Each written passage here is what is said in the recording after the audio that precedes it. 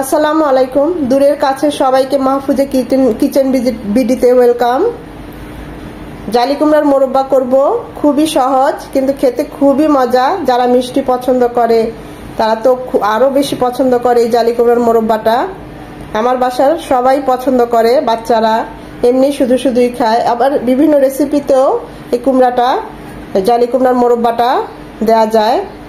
তো দেখতেই পাচ্ছেন কতটা লোভনীয় হয়েছে। তো চলুন কথা না বাড়িয়ে আমরা মূল ভিডিওতে চলে যাই। কত বড় একটা জালি কুমড়া কিনে এনেছি, দেখতেই পাচ্ছেন একদম পাকা জালি কুমড়া, বেশ শক্ত। এটা দিয়ে জালি কুমড়ার মোরব্বা করব খুব ভালোভাবে। এখন এটা কেটে ধুয়ে নেব।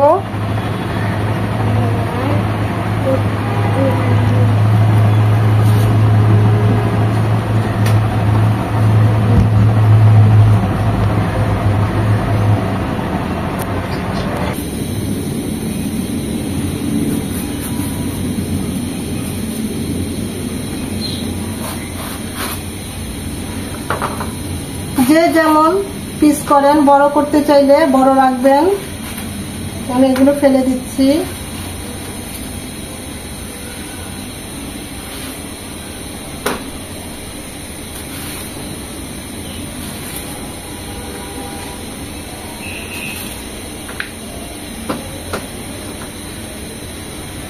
আপনারা চাইলে কচি জালিও নিতে পারেন, তবে এটা পাকা শক্ত জালিতে খুব ভালো হয় এই জালি কুমড়ার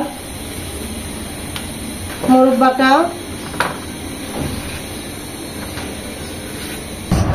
জালি কুমড়াটা এভাবে পিস পিস করে কেটে নিয়েছি, যে যেমন পিস করে যার যার পছন্দ অনুযায়ী খুব ভালোভাবে ধুয়ে নিয়েছি। এখন এগুলোকে একটু কাঁটা চামচ দিয়ে এপিট উপিট সব খুব ভালোভাবে কেচে নিতে হবে, নরম করে। আবার এমনভাবে করা যাবে না যেন এটা একদম ক্ষয়ে যায়, কারণ এটা আবার সেদ্ধ হবে।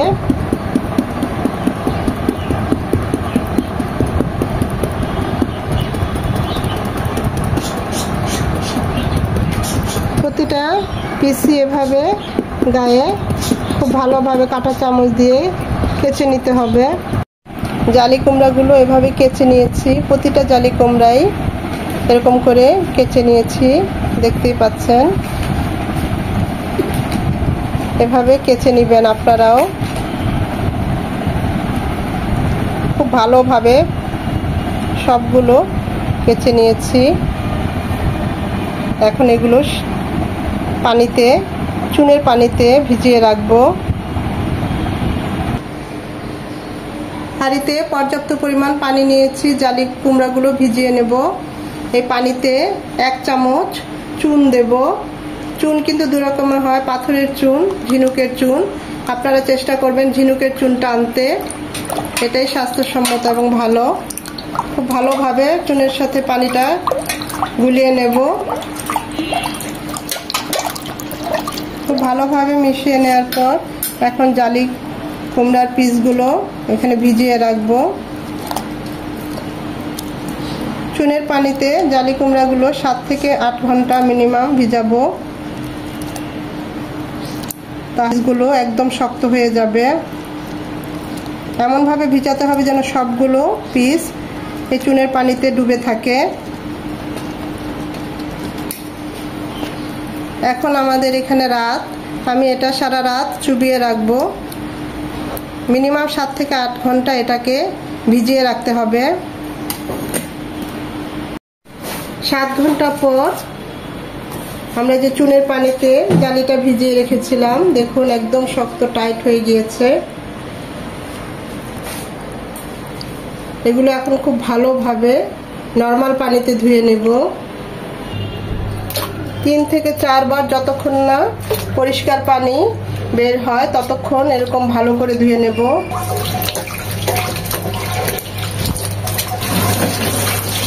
খুব ভালোভাবে 3-4 বার এরকম পানি পাল্টিয়ে পাল্টিয়ে ধুয়ে এভাবে ছেঁকে নেব। এখন জালি কুমড়াগুলো সেদ্ধ করব, পানি বসিয়ে দিয়েছি।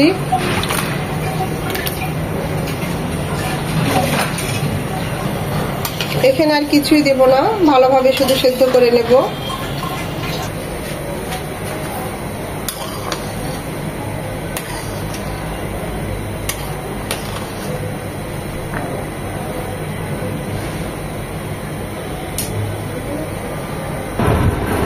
জালি কুমড়ার মোরব্বা টুকরাগুলো সেদ্ধ করে নিয়েছি।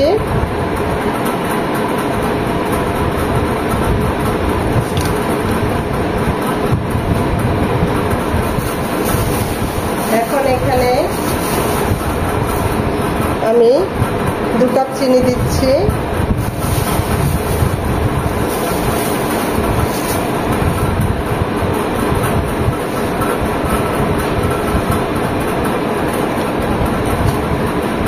এগুলো দিয়ে কুমড়ার পিসগুলোকে খুব ভালোভাবে মাখিয়ে নেব।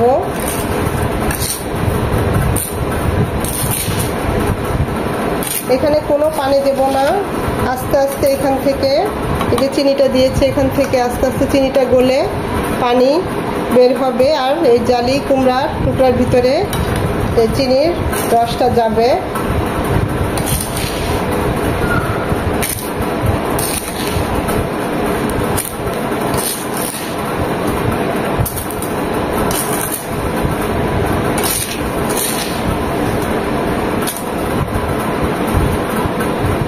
এটা 20 থেকে 25 মিনিট রেখে দেব। 25 মিনিটের জন্য এটা ঢাকা দিয়ে রাখবো।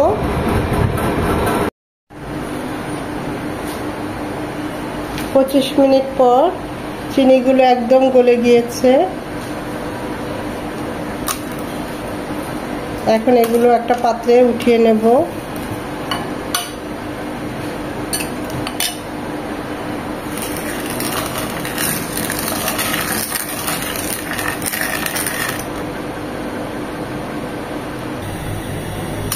চুলায় চলে এসেছি আমরা। চিনিগুলো খুব ভালোভাবে গলিয়ে নিচ্ছি, চুলাটা অন করে দিয়েছি। এখানে আমি আর চিনি দেব না, কারণ আমার পর্যাপ্ত পরিমাণে চিনি দেওয়া আছে। আপনারা যদি চান চিনি কম বেশি করে নিতে পারেন।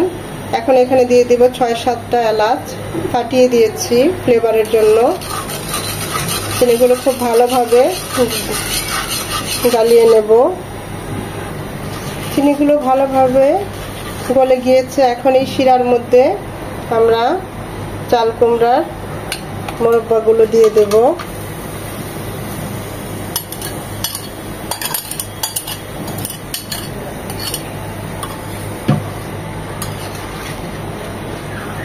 খুব ভালোভাবে নেড়ে চেড়ে জাল করে শিরাটা একদম শুকিয়ে শুকিয়ে যাবে, মাখো মাখো হয়ে যাবে জালি কুমড়ার টুকরোগুলো। চিনি শিরাটা মোরব্বার গায়ে একদম মাখো মাখো হয়ে যাবে। আমি এর মধ্যে আরো 2-1 বার নেড়ে দিয়েছি, এভাবে দেখতেই পাচ্ছেন। এখানে কিন্তু ভুলেও কোনো পানি ইউজ করা যাবে না, তাহলে সারে সর্বনাশ। এই শিরাতে এই মোরব্বাগুলো হয়ে যাবে।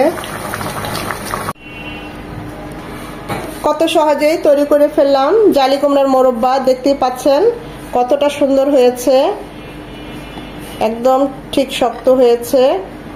আমি তো বলি দোকানের চেয়েও ভালো হয়েছে। বাচ্চারা খুবই পছন্দ করে, সবাই পছন্দ করি। দেখতেই পাচ্ছেন। এটা আপনারা কাচের জারে, ভুলেও ফ্রিজে রাখবেন না, নরমাল বা ডিপে কোনোটাতেই রাখবেন না। আপনারা নরমাল টেম্পারেচারে কাচের জারে রেখে দিতে পারেন দীর্ঘদিন সংরক্ষণ করে। এটা একদম শুকনা থাকবে। দেখতেই পাচ্ছেন কতটা লোভনীয় হয়েছে। ভিডিওটা দেখে যদি একটু ভালো লেগে থাকে অবশ্যই অবশ্যই একটা লাইক দিবেন, কারণ এই লাইকটা পরবর্তী ভিডিও করতে আমাকে উৎসাহিত করে, সাহায্য করে।